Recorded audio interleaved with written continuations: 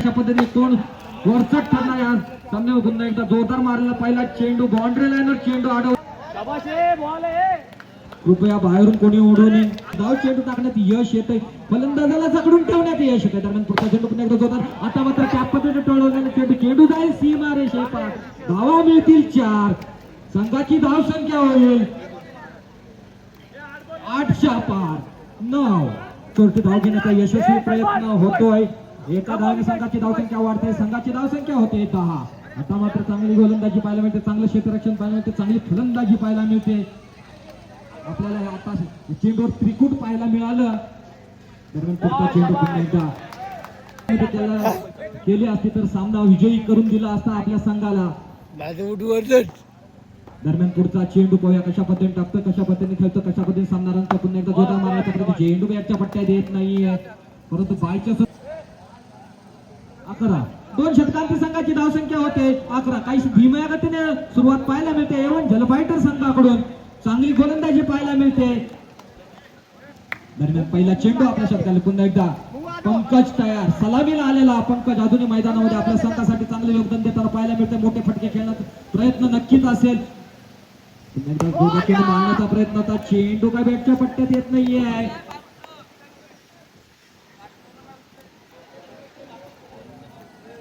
पंचनी धावा काढायचे पंच, 1 धाव नक्कीच मिळेल.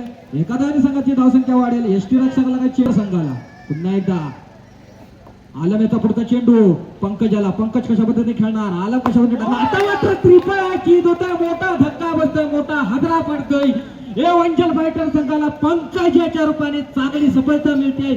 आलम याला संघाची धावसंख्या होते ती 12. 2 बाद 12. आता मात्र काहीची धीम्या गतीने सुरुवात खराब, त्याची जागा देण्यासाठी तो मात्र अथर्व. आता मात्र चांगली गोलंदाजी पाहायला मिळते. आलम याच्या रूपाने चांगले योगदान देताना पाहायला मिळतं. आपल्या संघासाठी सामना करेल तो प्रथमच अथर्व. आपल्या संघासाठी एखादा मोठा फटका खेळतो का पाहिजे.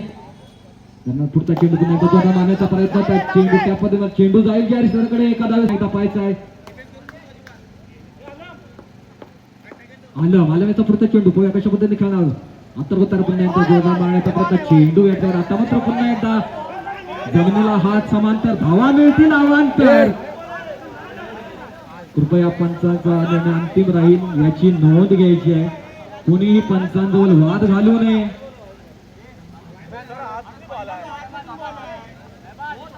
पंचांनी लवकरात लवकर सामना चालू करायचा आहे.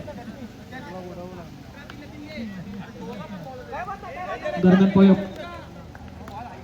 संघाची धावसंख्या होती 17. पाहूया 17वर 17 कोणाला असेल, गोलंदाजाला की फलंदाजाला. आता मग अशी चांगली गोलंदाजी. आता मात्र सुंदर चेंडू तितक्या सुंदर पद्धतीने खेळ, कशा पद्धतीने खेळतो, कशा पद्धतीने खेळ, पुन्हा एकदा त्या पद्धतीने मारण्याचा एक प्रयत्न होतोय.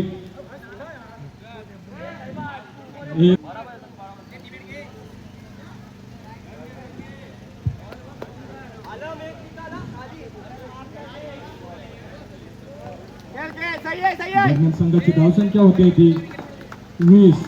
आलमेचा पुढचा चेंडू पुन्हा एकदा कशा पद्धतीने खेळतो पाहिजे, कशा पद्धतीने त्या पद्धतीने मारायचं. बाउंड्री लाईनवर चेंडू अडवला जाईल. चेंडू अडवल्याने एक छोटी धाव घेण्याचा यशस्वी प्रयत्न होतोय. एका धावेने संघाची धावसंख्या वाढते, संघाची धावसंख्या होते ती 21.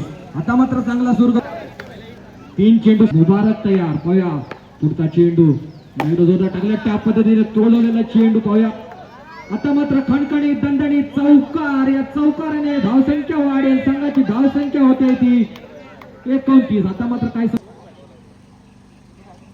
चांगली गोलंदाजी करावी लागतील, चांगले चेंडू टाकावे लागतील, धावसंख्येला लगाम लावायला लागेल. पुन्हा एकदा आया फाटर संघ. आता मात्र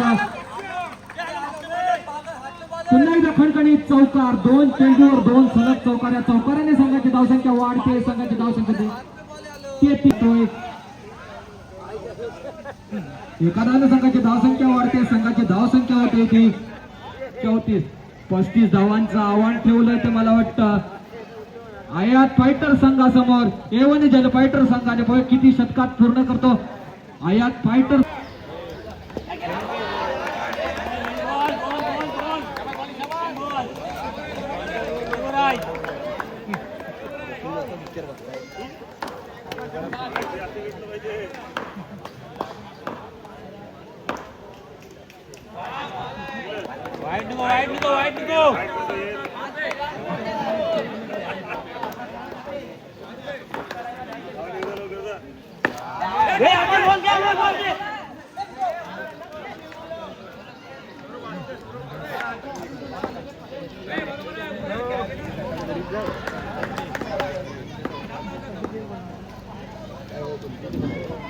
दरम्यान पुन्हा एकदा आपण जाऊया मैदानाकडे. वैयक्तिक पहिल्या संघाकडून पहिल्या शतकाने स्वरूप याचा सुंदर मारा पाहायला मिळतोय. पंचधाव एक धाव एका धावाने संघाची धावसंख्या वाढते. संघाची धावसंख्या होते ती 4-35 धावांचा पाठलाग करताना मगाशी त्यांनी 35 धावा मारल्या होत्या मासूम संघासमोर, परंतु त्या डिफेंड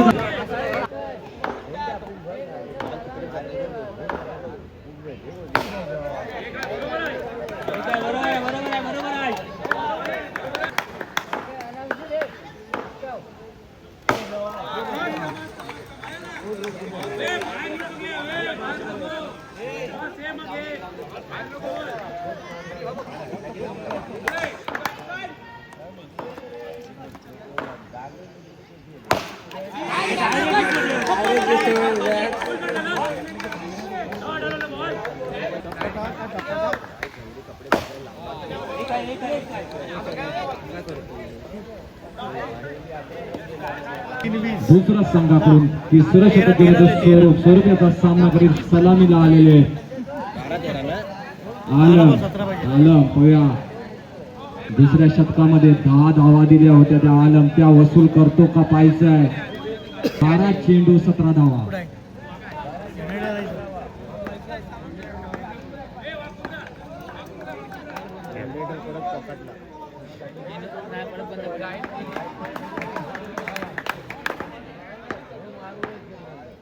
गेली